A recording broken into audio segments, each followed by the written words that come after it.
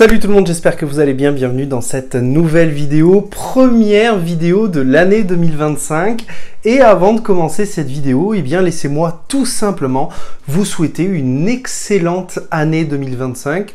Je vous souhaite mes meilleurs vœux de réussite, qu'ils soient professionnels, amoureux, personnels, et je vous souhaite beaucoup de bonheur dans votre vie de tous les jours. On se retrouve pour cette première vidéo de l'année pour faire un bilan, un top de mes lectures 2024. Alors un top qui ne sera pas gradué, hein, il n'y aura pas de moins bonne ou de meilleure lecture de l'année 2024. Non, non, non, non, non. On va juste parler des titres coup de cœur, des titres pour lesquels j'ai eu des coups de cœur en 2024, et ce, peu importe l'année de sortie. Il faut le dire. Et dans ce top, eh bien, j'ai tout simplement envie de commencer par un manga français édité au label 619. Il s'agit bien évidemment de Jaune tome 1, une série qui sera éditée en 3 tomes, dont chaque tome sortira à Halloween, donc vous pourrez avoir le tome 2 pour Halloween 2025.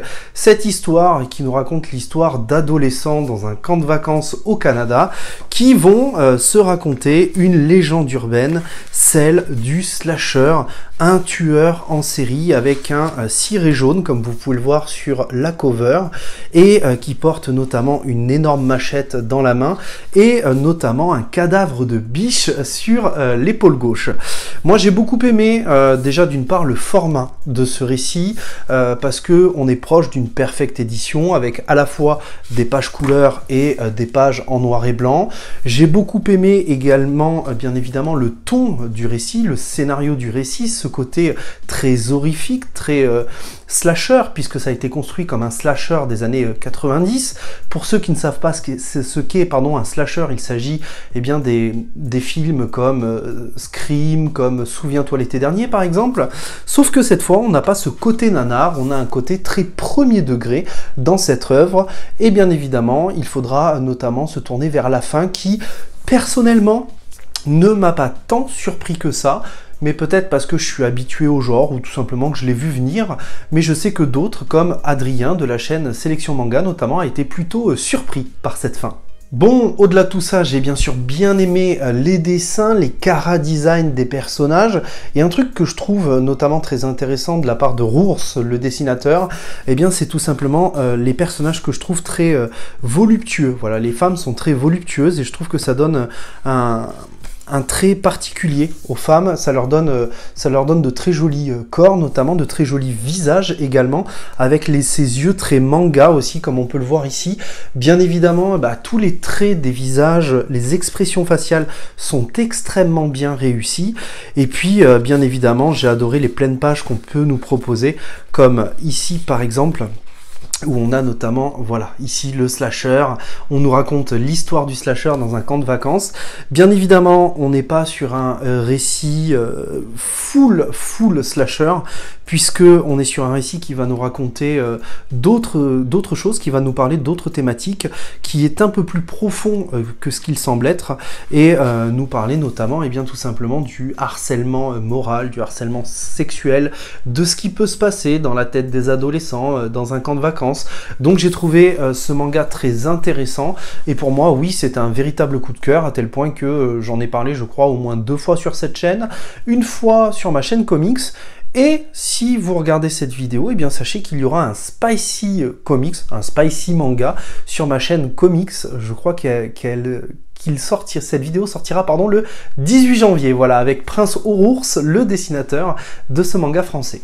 Deuxième titre que j'ai lu en début d'année 2024, que j'ai absolument adoré, qui m'a été offert par ma femme chérie, eh bien c'est tout simplement Magus of the Library, un récit qui nous raconte l'histoire d'un jeune homme, Shio, qui passe son temps plongé dans les livres, et comme on va le voir dès la première page, il va être plongé notamment dans l'histoire de Simba le marin notamment, et j'ai adoré le ton très mature, très sérieux, mais pas prise de tête du tout de ce récit qui va nous raconter qu'il faut bien tout simplement aimer, chérir, réparer les livres, qu'ils sont notre héritage, et pour des amoureux amoureux des livres comme nous, des lecteurs, je trouve que ça s'adapte parfaitement bien finalement à notre passion.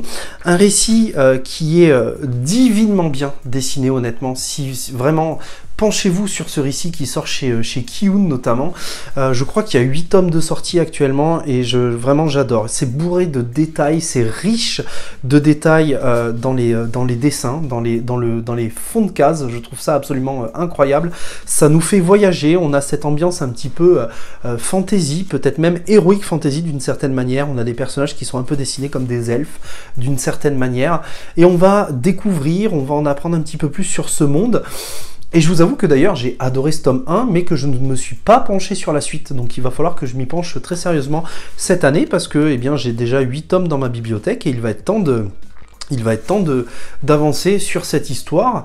Alors c'est vrai que j'y suis pas allé non plus. Pourquoi? Tout simplement parce que le récit sort à un rythme très très lent. Hein. On est sur, je crois, 1 ou 2 volumes par an. Donc c'est pas excessif non plus.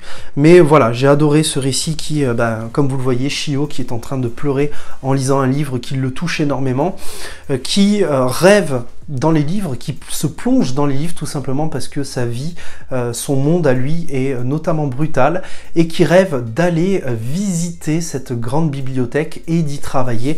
Et son rêve va se poursuivre, va être confirmé en rencontrant les jeunes femmes que je vous ai montré un peu plus tôt, qu'il va rencontrer à cheval, et qui vont le convaincre tout simplement d'aller voyager.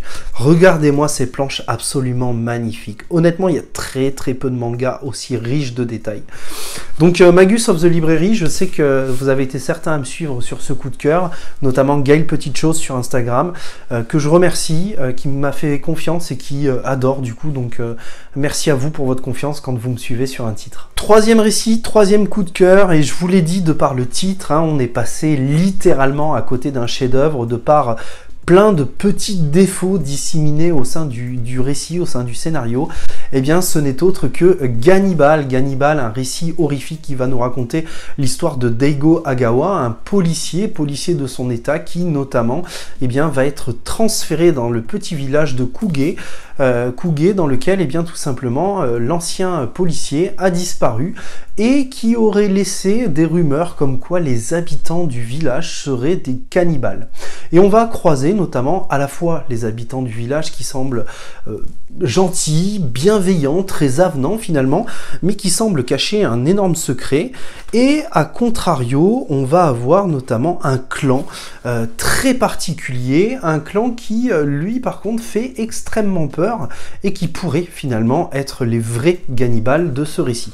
Alors, j'ai adoré ce récit qui, d'une part, monte en puissance au fur et à mesure qu'on avance dans les tomes, dans l'ambiance, dans le récit, dans ce qu'il nous raconte. Il y a beaucoup de retournements de situation. J'ai beaucoup aimé également les planches de ce récit qui sont bourrées de détails, honnêtement. Hein, c'est très très joli, franchement. Regardez-moi ces planches qui sont absolument magnifiques aussi et qui nous font voyager, qui nous emmènent dans le côté beaucoup plus rural du Japon. Ça fait plaisir aussi. J'ai beaucoup aimé aussi le changement de trait au fur et à mesure que le récit avance de l'auteur. Un trait qui est beaucoup plus assuré, beaucoup plus gras, beaucoup plus... et qui correspond notamment à la tension qu'on va pouvoir ressentir en tant que lecteur dans le récit, en lisant ce récit notamment. Mais malheureusement, voilà, le récit a été un petit peu cassé par les petits défauts à droite et à gauche scénaristiques qu'il y a, comme je vous l'ai dit dans ma vidéo sur Gannibal, que je vous invite notamment à aller voir juste ici, si vous êtes intéressé par ce titre en 13 volumes et terminé. Autre titre avec lequel je vous ai pas mal saoulé en 2024 et dont je vais continuer à vous parler en 2025, un titre que j'ai absolument adoré, très good vibe, qui me fait vibrer à chaque lecture, honnêtement, c'est Hirayasumi, un seinen, un slice of life très mature, une critique de notre société, de notre monde, dans lequel on va suivre Hiroto Ikuta, 29 ans, friteur, qui va recevoir comme héritage la petite maison devant laquelle il est, et qui va accueillir Natsumi, sa jeune cousine, qui vient juste d'arriver à Tokyo, pour rentrer dans une école d'art, qui souhaite devenir artiste, mangaka plus précisément, et qui vont tous les deux devoir reconstruire leur relation qui s'était un peu perdue depuis quelques années déjà. Alors Hirayasumi a la particularité notamment d'être un manga très léger dans sa façon d'aborder les choses, dans sa façon d'être, puisqu'en fait on va suivre le quotidien d'Hiroto, mais pas que, le quotidien de Natsumi et de tous leurs amis en fait, et au fur et à mesure il va se passer que, eh bien, on va aller discuter de thématiques vraiment très personnels, très intimes, qui peuvent tous finalement toutes nous toucher.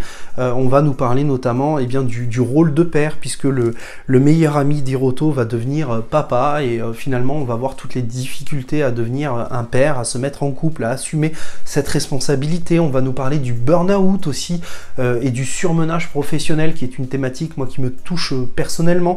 On va parler de beaucoup de choses comme l'amour, voilà, la frivolité de l'amour, et aussi de tous les petits plaisirs de la vie.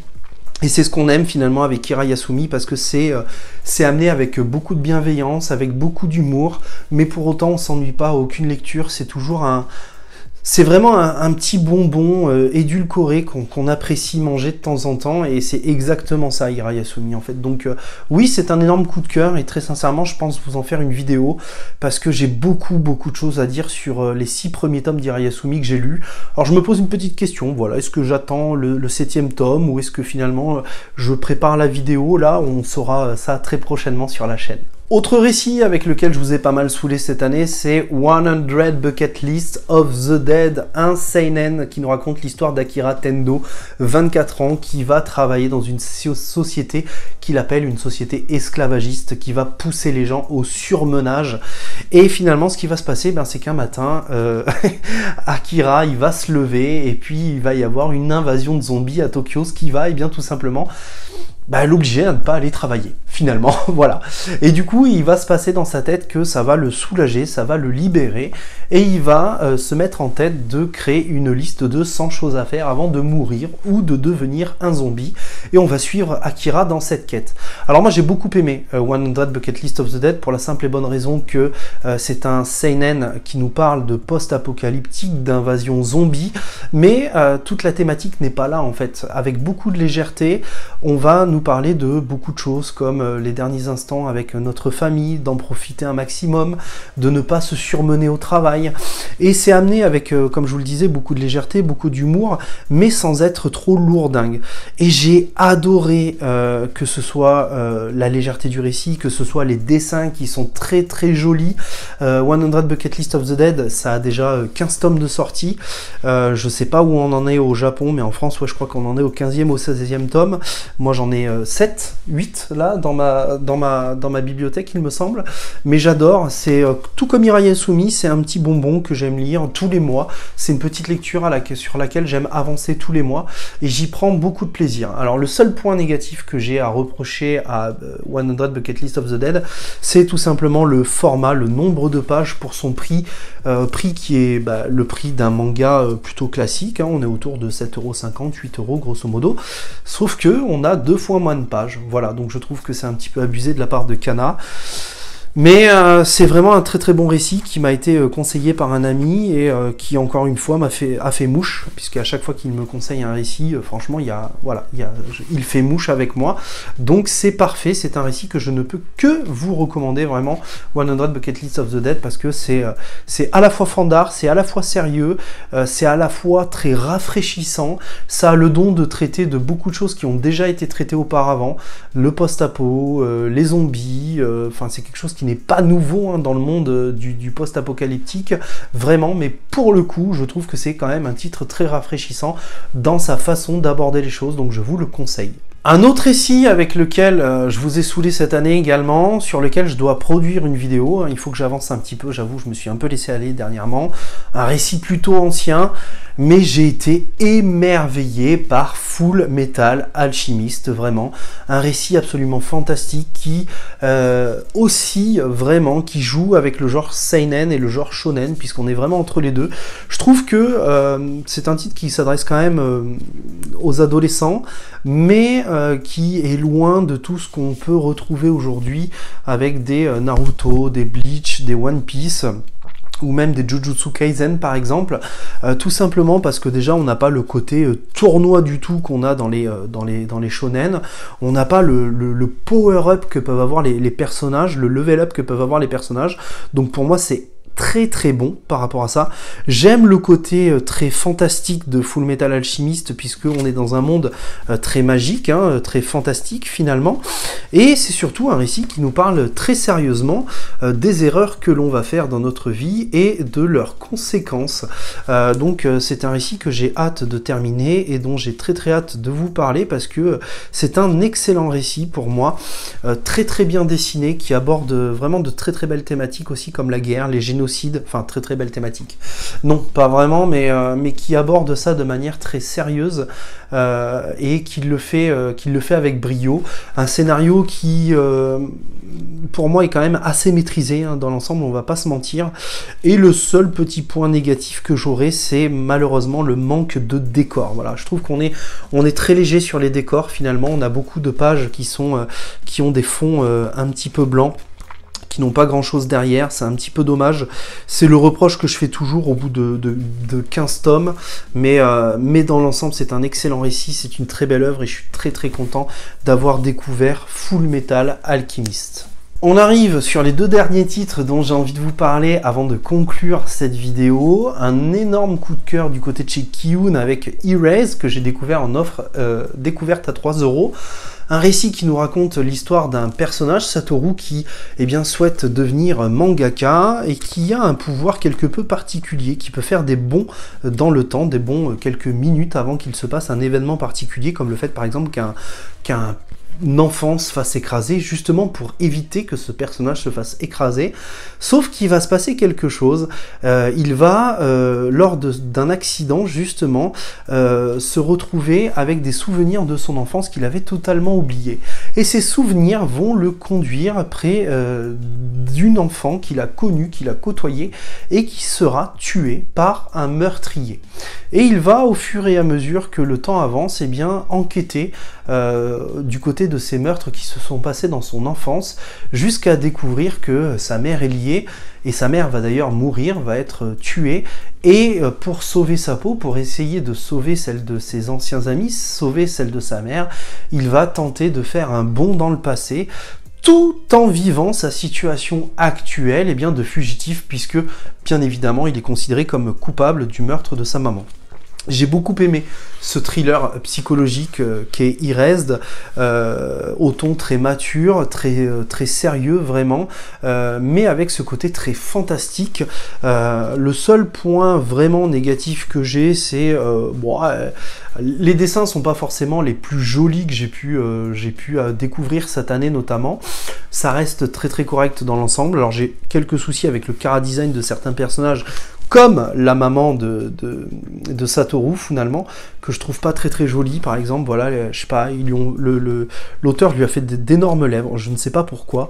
Mais Erased, c'était un vrai coup de cœur pour le coup. Alors c'est vrai que j'avais découvert ce manga par les animés, bien évidemment, mais pour le coup, le manga confirme mon amour pour ce titre, et je vous conseille à la fois de lire le manga et à la fois de vivre cette histoire au travers de l'animé qui est tout bonnement génialissime et que j'ai découvert à l'époque sur Netflix, donc peut-être qu'il y a encore. Et enfin on termine avec le dernier récit de cette sélection que je n'ai pas là dans mes mains puisqu'il est encore dans ma chambre. Je suis en train de terminer la lecture de ce récit, un récit dont je ne connaissais que très peu de choses finalement, puisque j'avais vu le film Alita Battle Angel, j'avais vu l'animé, le film d'animation Gum qui était sorti dans les années 90-92 je crois de mémoire, mais je ne connaissais pas l'œuvre, et mon Dieu quelle claque de par ces thématiques, ces scénarios qui sont très en avant sur son temps. Gum qui nous raconte l'histoire de ce personnage moitié cyborg, presque moitié humain d'une certaine manière. Je vous en dis pas trop pour ne pas vous spoiler sur la prochaine vidéo que je sortirai, mais j'ai adoré. Je trouve que à l'époque ce titre était vraiment très en avance sur son temps. Je trouve que le titre n'a absolument pas vieilli, le langage n'est pas désuet du tout par rapport à l'époque, enfin par rapport à l'écart d'époque entre sa sortie et la date à laquelle je l'ai lu, 2024, 2025 presque. Vraiment je suis très étonné par ce titre. j'aurai, je pense, de quoi faire une vidéo et en parler en vidéo parce que j'ai beaucoup de choses à dire, très sincèrement. Voilà, j'espère que ce petit top manga 2024 vous aura plu. N'hésitez pas à me dire dans les commentaires quel est votre top manga 2024. Moi, ça me donnera beaucoup d'idées pour les futurs achats manga de cette année parce qu'il y a plein de choses que j'ai envie d'acheter, honnêtement. Au vu des sorties, au vu des titres que j'ai pu louper ces dernières années en tant que lecteur de manga qui s'est un peu adonné à autre chose, et notamment le comics, voilà. Donc j'ai d'ailleurs préparé une vidéo pour vous dire justement tous les titres qui m'intéressent et sur lesquels j'ai envie d'aller en 2025. Et puis moi, ça me permet de me faire une wishlist des mangas que j'ai envie d'acheter. Je vous souhaite à tous encore une fois une très bonne année. Si cette vidéo vous a plu, n'hésitez pas à la liker, à la partager, à la commenter. Donnez-moi votre top 2024. Dites-moi si vous êtes d'accord avec les titres que j'ai mis dans ce top-là. Et puis, je vous dis à très vite. Surtout, prenez soin de vous et n'oubliez pas, de grands mangas impliquent de très grandes lectures. Ciao tout le monde.